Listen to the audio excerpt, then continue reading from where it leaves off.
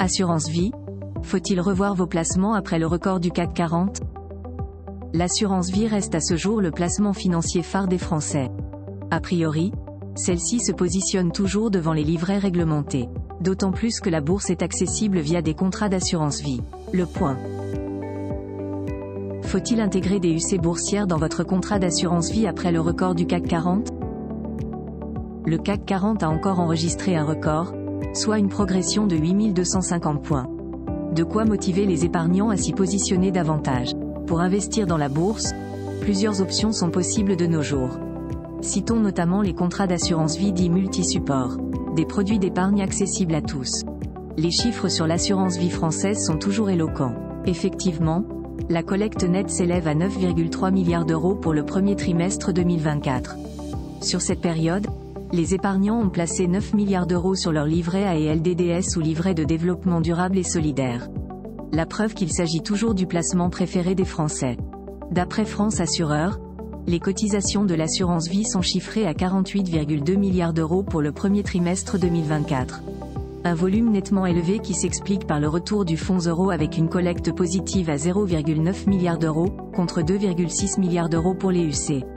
Un bon résultat jamais observé depuis novembre 2021. À la fin du premier trimestre 2024, les encours des contrats d'assurance vie s'élèvent à 1965 milliards d'euros. Les fonds euro croissance, quant à eux, enregistrent une hausse de 27% des encours, par rapport à mars 2023. De son côté, l'indice CAC 40 progresse de plus 8,8% sur les 3 premiers mois de l'année. De fait, la collecte nette au titre des UC est rattachée à celle du CAC 40. En prenant en compte les dernières données à fin mars 2024, le coefficient de détermination frôle les 95%. Pour vous aider dans votre investissement en assurance vie, l'équipe Fortuny est à votre entière disposition pour répondre à toutes vos questions et garantir un service optimal. Quelle stratégie adopter pour optimiser la répartition de votre épargne? Il faut suivre de près l'évolution de performances boursières avant d'investir dans des UC qui en découlent. Le contexte économique actuel s'avère favorable pour l'assurance vie.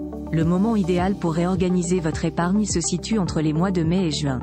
Celle-ci doit être répartie de manière stratégique entre les fonds euro garantis et les UC potentiellement performants, mais risqués. Mais celles-ci ne se valent pas.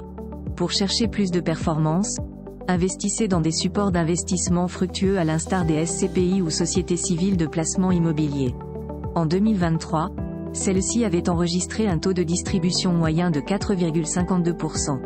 Les fonds les plus performants sont d'ailleurs capables d'atteindre des TD supérieurs à 7%.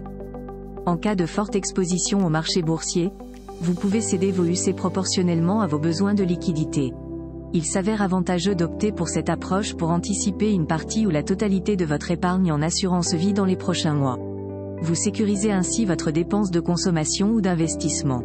En parallèle, vous devez travailler la répartition de votre épargne en assurance vie. La meilleure stratégie consiste à investir dans des fonds euros à hauteur de 60%, contre 40% d'unités de compte boursières. Pour chercher plus de rendement, misez sur des actions internationales. En principe, cette approche permet de cibler un gain annuel moyen de 4 à 5%, soit 2 à 3% net d'inflation, sur le long terme.